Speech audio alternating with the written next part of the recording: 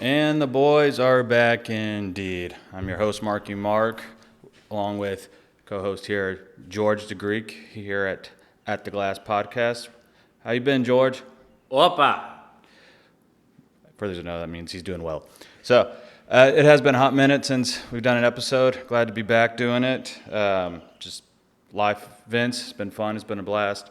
While we've been away, but here we are, firing it back up again. As we know, we get involved with some beverages of our choosing for each episode. And for this one, I am drinking Bullet Rye, made out of the Bullet Distillery. However, the rye is done by the Missouri Grain Processing Distillery, so the rye isn't done by Bullet. But for those, Bullet is a well-known one because it's anywhere, everywhere, at all times for the most part. But it is a oaky flavor, if you like oakiness. Tastes is smooth, hence vanilla, honey, and spice. So if you like that by itself on the neat rocks, or it's good mixing all together all the way around, it's a good sipper. And George, what are you getting involved with? Well, I really hope that they put you on the payroll because you describe everything down to the T. Anyway, as far as I go, I'm just having, I was having some Gentleman's Jack and Diet Coke. And for anyone that knows, Gentleman's Jack is part of the Jack Daniels family. It's Tennessee whiskey. But I've now digressed over to a glass of wine, how to keep it tame while we do our show. So, let's get involved. Absolutely. I don't know how you jump back and forth. I really don't. But again, that must be your Greekness that brings it out. Yeah, it's an acquired taste. So anyway, for this episode, we're going to just jump back to college football after this past season real quick, touch base there, then do a couple of top draft people, mainly who were the Heisman candidates.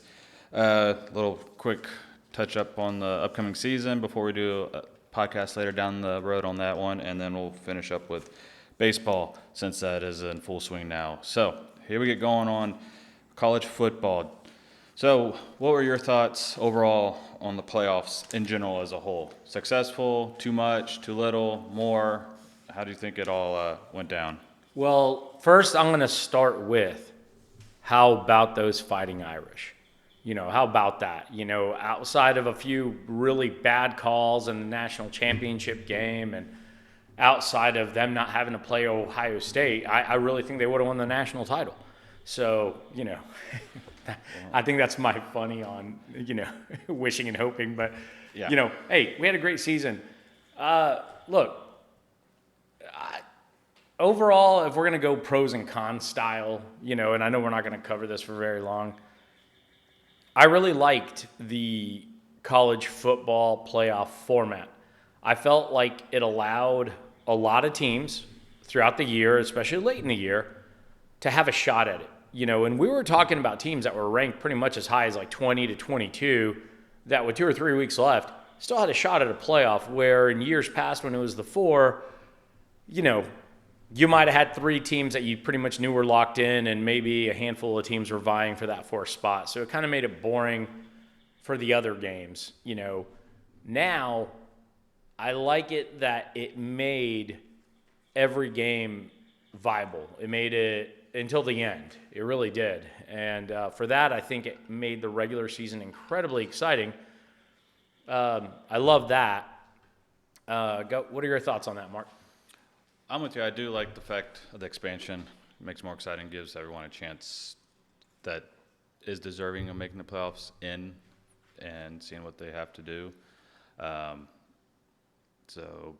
I think a lot of stuff I've been reading in general is it too much football now for college football? Is it having the additional playoff rounds, having 2 rounds prior to the semifinals and the championship, is it too much now? Because as a viewership standpoint, because you had 2 great teams in the championship game, like well-known, established fan bases, and with Ohio State and Notre Dame in there. But they were, viewership-wise, was down 12% from last year. They had 25 million people watching the game last year between Washington and Michigan, and this year was 22.1 million, which still is a great number, but considering that Notre Dame and Ohio State have much bigger fan bases than Washington in general. So, and this in general, I was reading just the viewership was up and down throughout the whole playoffs. So is it too much football now? Well, before we get into is it too much football, another reason I really liked the playoff was, like you said, it did allow other teams that otherwise wouldn't have gotten in to get in. So a lot of people are going to sit there and say, like, well, the playoff's great, because it lets the little guy in. Actually, I don't believe that at all.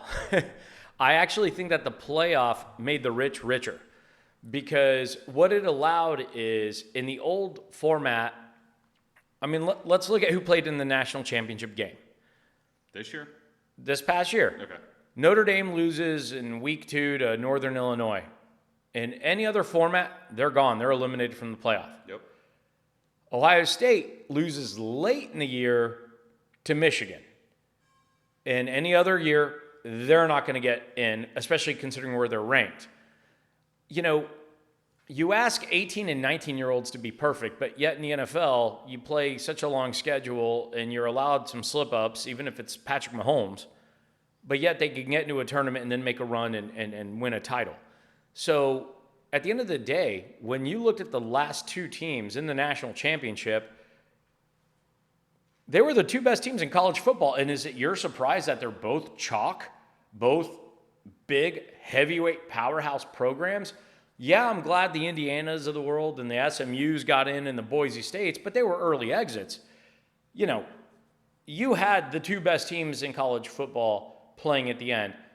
I like it because it does allow teams out of quality with high talent to potentially make a mistake but rebound from their mistake. And then we got to see it all on the field. We did have the 2 best teams playing for the title game. No, I agree with you. Like I said, it allows for teams to not be punished to losing early on and still rebound and show that they're capable of being there in the playoffs and then on the big stage. So, yeah, I would say overall it is successful.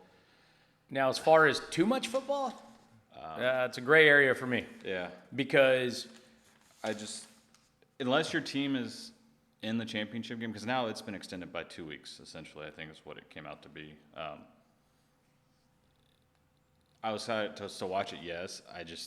If your team's not in it, it's just like, oh, another, it's finally the championship game. It's only taken forever to get here now. So it's one of those, I know they're going to keep tweaking it and trying to get to where I don't know if there will be a perfect system, but it's at least exciting now, like you said, at least it incorporates the underdogs and the teams that don't get shut out after losing one game in the regular season. So yeah, but Mark, I don't know what they could do, because where I do feel that the regular season was more exciting and it was awesome, and I actually thought the first few rounds of the playoffs were great. Yeah. Now, mind you, this is me being Notre Dame guy. Well, after the Georgia game, I kind of was starting to get tired of football, which is sacrilegious for me to say, yeah, right? No, yes. And by the time the Penn State game happened, man, I was done.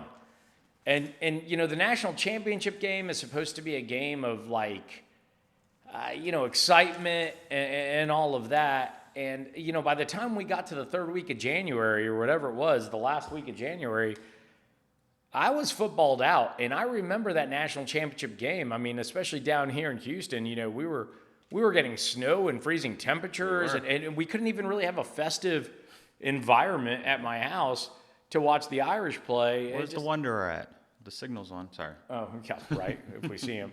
But, I almost felt like it was a little too long. Now, mind you, though, I do come from an era where I always felt that the national championship should be at the Rose Bowl on New Year's Day. And then they extended it a week, then 2 weeks. I've kind of gotten to the point where, yes, I like the playoff the way they did it. It kept the regular season fun. It kept everything fun. Yeah, but then the playoffs started kind of dragging. And then on top of that, I couldn't understand their format. They play games like 10 days apart. Yeah. They didn't really have a set like it's going to be every weekend or it's going to be every this. It was just, hey, you played this one day, and then there was a TBA. And then it's like, oh, hey, your next game now is going to be on a Thursday at 3 o'clock. Yeah. It didn't make much sense to me, but, it is what it is. But all in all, I think overall, it was a hit, Yeah. It's just, like I said, more football for those that or love football and can't get enough of it, and gives a shot to the teams that were always on the bubble, left out, and we should have been that last team to get in. But we'll move on now to the draft, which is tomorrow for the NFL. So night one tomorrow, round one's tomorrow. As you all know, the Titans have the number one overall pick. With that in mind, who do you, or your thoughts of, is Cam Ward going to be the number one overall pick, is what a lot of reports I was reading. Do you think Titans take someone else or trade away their first overall pick to another team that desperately is eyeing one of the top athletes in this draft? You know, it's interesting. This is a very interesting draft. I don't think that there's very many game changers in this draft. You know, you might find some gems or whatnot, but I do think Cam Ward will probably get taken number one overall. You know, he's earned it. And, you know, but then you look at, you know, like somebody like Shador, you know, that was, you know, he's Deion's son. Everyone's going to talk about it. And, you know, but Shador, what I like about him, the guy was top 5 in every offensive category in college football. He had the worst running game, or one of the worst running games in college football, and he had one of the worst offensive lines, which translates into he scrambled all the time, he was constantly moving, and he constantly had to make plays happen. That's what's going to happen in the NFL, especially if you get taken really high. I think a lot of people are overlooking him. Cam Ward, he's really good. I don't think he does anything exceptional, but he does check off every box.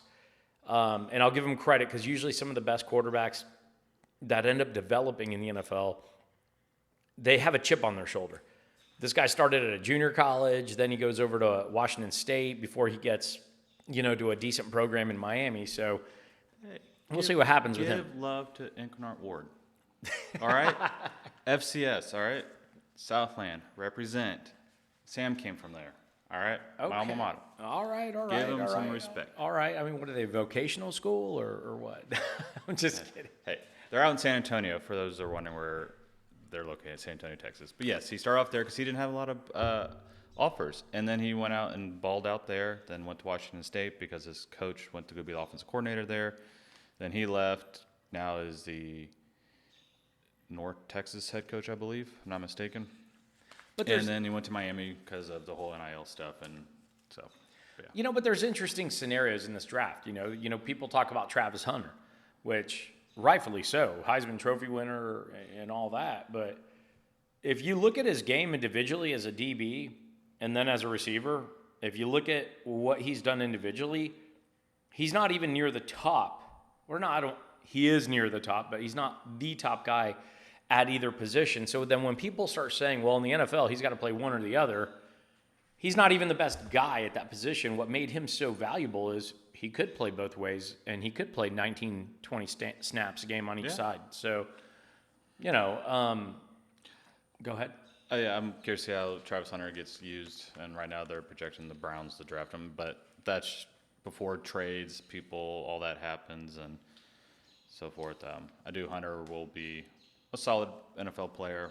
I don't know if he's going to be elite, what people might. I mean, I hope he pans out well on both sides of the ball, but I'm curious to see which one is going to be more consistent at being a cornerback or a wide receiver. Yeah, even though I'm not even excited about this draft, like this is one of the few that I have not been that excited about. What made it exciting is the Giants and the Browns went and filled their rosters with quarterbacks. And these are teams that needed a quarterback. So that what they're telling you is we're probably not taking one. Well, which now it makes the narrative very interesting, you know? It does. Speaking of Giants, because there's been mixed feelings. I know their head coach and someone else with their, like, they aren't sold on Sanders for being the quarterback to take. At least with them having a top 5 draft pick. Now, I have seen scenarios that Sanders does fall far in the first round to where that he could still be on the board, that the Giants trade back up into the first round and draft him then. And so they don't use their top 5, whatever their third overall pick, on him. Everything I'm reading is he might land in Steeler land, which could be amazing because really ever since Big Ben, they really haven't had a quarterback. They have an above-average team. They have weapons. They have an amazing defense. They have an experienced coach with Mike Tomlin. Like, he probably can't fall to a better situation. Sure. There might be pressure on him to win because it's the Steelers, but we'll see. But, another, a hidden gem in the draft is Kyle McCord. I think his name's Kyle. Yeah, last name's McCord for sure. He was the old quarterback at Ohio State. Yeah, he went to Syracuse. And then he went to Syracuse. Well, he won at Ohio State. Yeah. He won a lot. He only lost to Michigan, which won the national title.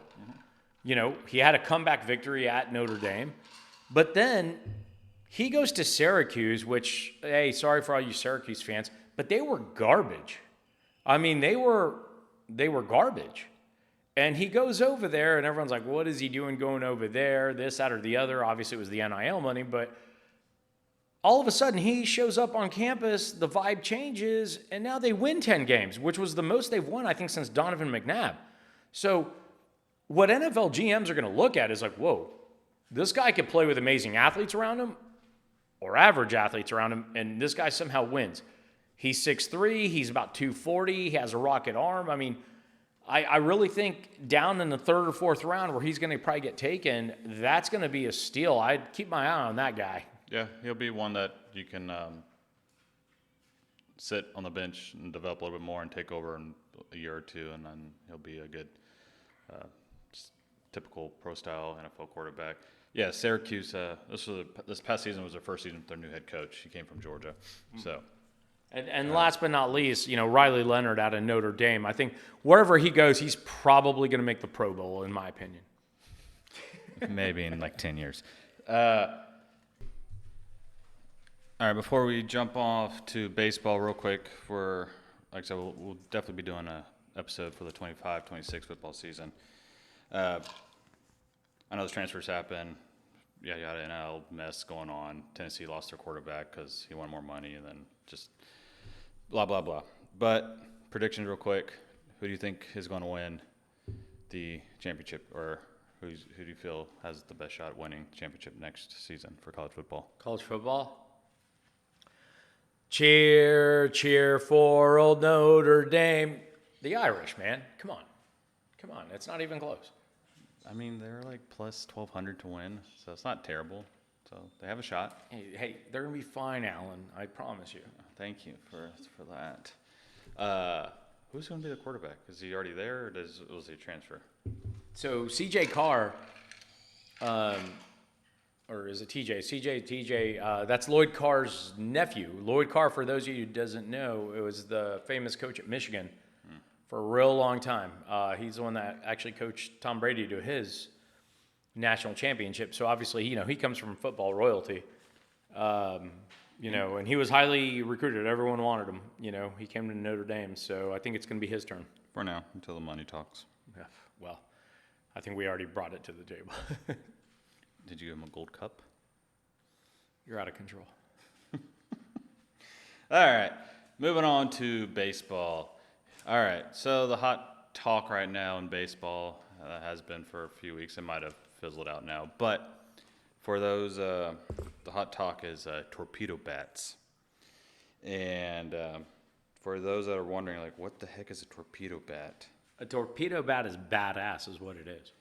So, for those wondering what a torpedo bat is it's a bat with a distinctive barrel shape resembling a bowling pin or a torpedo that is wider near the handle and tapers towards the tip. So, in other words, the barrel shape is a wider barrel closer to the handle with resemblance of a bowling pin or torpedo. What happens is the mass of the wood is located to the area of the bat that the hitters most frequently make contact, creating a larger sweet spot. So in other words, if you tend to hit the ball near the end of the bat, your sweet spot is now a little bit bigger towards the end of the bat, vice versa. So people are griping, it's a legal bat. No, because torpedo bat, it fits the standards of no more than 42 inches long, and it's no wider than 2.6 inches in diameter. So, therefore, it's not a legal bat. It's just all compacted to one area of the barrel now versus being spread out. So, Do you think it's brought excitement, or do you think it's already fizzled off? And your Yankees, I was reading, have majority of the players using torpedo bats. I don't know if they're still using them right now, but there was an article I read that came out a week ago with all the stats, and they had the most on there that are using torpedo bats. I think it's fine. If it fits within the scientific standards, if people want to pay whoever the bat manufacturers are and have each player's bat custom, which they do that at that level, I mean, it's not a secret. I don't have a problem with it, But look, we led MLB last year, or we were at least, top 2 or 3 in home runs. I think we're leading up until now in home runs. That's why we're called the Bronx Bombers. That's what we do. But let's make a note here. Aaron Judge hasn't used one, and he's crushing the ball. And Shohei Ohtani for the Dodgers has not used one, and they're crushing the ball. So everyone needs to just take a deep breath, step back. It's not the bats, that's doing the job. It's Still have to have skills to just hit. Yeah, you got to hand-eye coordination, hands to the ball, move your hips, hit it in the sweet spot. You're going to be just fine. It doesn't matter what bat you use. Now, if it gives it a small advantage, so be it. It's within the rules. The commissioner approved them. So I don't see a problem with it.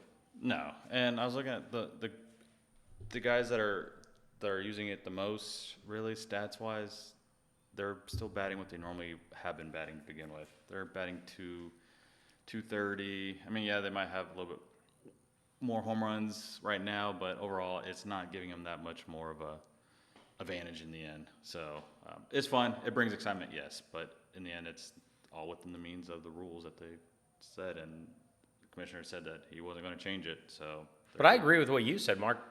Yeah, I think for a week or two, or I think it was after the first opening weekend, because my New York Yankees are leading baseball in runs. But I think after that first weekend with the Brewers, I think we scored some ridiculous number, like 40 runs in a 3-game set. And immediately, it's the bats, the Yankees are cheating, they're the highest pay. Everybody always wants to blame the Yankees. I get it, but everyone's using them. Every team has somebody on their roster, or if not a few people that are using them. It's going to be fine. I think it's already slowly fizzling out. It's just kind of our new normal. It's going to be an option that hitters are going to use, especially when they're slumping. If they're slumping, they're going to be like, oh, crap, let me go use one of those torpedo bats. Let me see how I do. And if they do well, guess what? They're going to keep it in their bat bag for a while, until they slump again. Then they're like, I need to go back to my old bat, So it's just one of those things. I think it's going to be fine. Fun fact real quick, I just saw. Speaking of your Yankees, Aaron Judge triples just for a 6th time in his career in his game today. How about that? Only 6 career triples for the Judge. Well, he doesn't need triples. He usually hits home runs. Yes, I realize that. He's a big man. That's a lot to move around. Hey, he's incredibly athletic. That's why he played center field last year. Yeah, he was a tight end in high school for football as well. He's definitely built like it, so that's for sure. Torpedo bats. Baseballs haven't exploded yet, so we still have that going. I know it's still early. We're coming up on a month into the season. Any predictions other than Judge for MVP that you think for NL and AL? I think after thinking about this very, very hard, I think the NL MVP is going to go to Shohei Ohtani. And I think the AL MVP is going to go to Aaron Judge. So repeat from last year? An absolute repeat. It's going to be the same. Now, I will say, which this probably won't happen because it's going to most likely go to a position player, but the new signing that the Yanks got freed, that guy, if he continues on his trajectory, the way he started the year, he's 5-0, I think already. And his ERA is like 1 something. It's nuts. He's going to win a Cy Young. If not, we'll make him an MVP. And then the NL, I mean, Anyone but Juan Soto, I guess, should win, is what I'm thinking. Well, Yeah. Juan Soto's not protected, so he's got Pete Alonso and that, but so far he's not putting up home run numbers. I think he's, as far as AL, Judge is going to be up there. There's no doubt about that. I'm just looking. I don't know if anyone's else going to come close. Everyone that is either starting off slow right now, and Judge is just firing all cylinders. So I would say Judge would be my top candidate right now for NL. I know you said Ohtani, but same thing. He's only batting .261. Really? Yep. I didn't realize it's early. I know it's only a month. he's going to be just fine. So he's got 6 home runs. It's not that bad. Right now, as we're doing this, we have Kyle Tucker, who's just been freaking lighting it up for the Cubs. So he's up there, and I think same thing of Fernando Tatis. He's been doing extremely well with the Padres right now this season. Start off with, so I would say right now, just based off within the first month, those are my 3 for the NL, and AL. It's just kind of Judge has just been the front leader on. Well, I've been in that stadium, and I love Wrigley. Me too. I love Wrigleyville, and I'll go with Kyle Tucker. How about that? Even though he used to wear the wrong colors, he's in the Cubs colors now, so it's all good. I loved when he was with the Astros. I get that they did what they had to do and trade him and get something in return before the season started, because this is a contract year. Astros don't play money. They play money ball, but not big money like that for long-term contracts. And that's how it's always been with Jim Crane as the owner. He stays within his means, and that's just how it is. And so for those Astros fanatics out there, fight me. I don't care. I'm just telling you how it is. He won't budge. He didn't budge for Bregman. He didn't budge for Correa. He didn't budge for Springer. He laid out what they feel like is their best offer, and that's how he operates. Yeah, and they're about to shut it down. I think they're going to have to rebuild here soon, or trade off whatever pieces are available. Because the Yankees are going to come calling on certain pitchers, especially with Cole. I'm not sure what's going to happen with him. Tommy John, all these things. Yeah, you never know. The only player this season that's in contract season would be worth looking at, depending on how the Astros do. Right now, they're only 2 games out of first place in the division. Would be Framber. Would be the only one that they would look at potentially moving if they feel like they make playoffs. It's just because they barely get in, or they're out of the playoff picture altogether. But he'd be the one that they would ship out. They wouldn't. Are not going to trade their prize possession who they just got in the Tucker trade, which is Cam Smith. They're not going to trade Altuve. So really, we don't have any other big. They're not going to trade Jordan because he's still under contract for 5 more years. So the only big factor piece would be Framber is the one that they would potentially move. So they might move a relief pitcher here or there, but that'd be the only really big star on the Astros roster that they would ship out if that were to happen. So. Yep. So, again, we're only a month in. Are you going to say same thing, repeat for World Series prediction, Dodgers and Yankees? Yeah. Well, yeah, repeat, but with a different result. Well, the Yankees are going to win the World Series. And, I mean, for people that that think otherwise, I don't know what to say. I mean, look, we wanted to keep Soto, and he was a very, very valuable piece. But instead of keeping an A-plus player, we move him.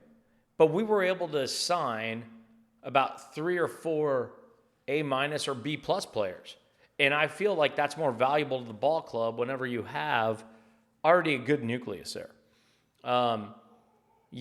We're injured. Cole's out for the year. But with Fried, I like our pitching staff. Now, mind you, we have to stay healthy. And I think that's been the mantra, I think, for NBA, NFL, and, it's whoever stays healthy at the end. Now, don't get me wrong. The Dodgers, that's a mountain to climb to beat them. All the signings they made in the offseason. But you know what? The same goes with them. If some of these guys are not healthy come postseason, and the Dodgers don't have a free ride to the finals because the Padres are going to have something to say about it. Padres were good last year. They're even better this year. And I think the Padres they're pissed off. I think they want to play the Dodgers again to get there. They took them, 5 games in the wild card divisional round, I believe. So past season. Yeah, no, but again, that was, it was a little closer than what the experts think. I think the Padres are a formidable opponent. I in the AL, I don't know what we're going to see, but I don't know who's going to take out the Yanks.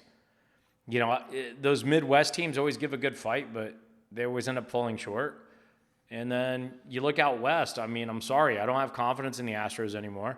I don't think the Mariners are going to really make that much noise. What do we have? Billy Beanball with the A's? They don't even have a stadium. So They're playing in Sacramento. Yeah, they're in Sacramento. So I mean, as we talked, previous one we talked, I do think only one team comes out of the West from AL and that's whoever wins the division. Central, you'll get the winner, and then one of those teams might get a wild card spot. But really, it's going to be out of the East. Yankees, right? And I know it's early; it's only a month in, but I think Yankees will ultimately, will win the division, and then Boston, I think, gets a wild card spot as well. I know there's a lot of ball game to be left, but like you said, West. I don't think the West factors in at all this season for playoffs or anything. So, but I sincerely wouldn't be surprised if it's a repeat. Which MLB is going to want that. Sure. Both coasts, both MVPs, both everything. I think the Yankees will have more of a chip on their shoulder and more fight in them, this year. Maybe Aaron Boone doesn't make some Boone-headed decisions, in the World Series. We'll see what happens. But, I like our chances, even without Cole. I really do.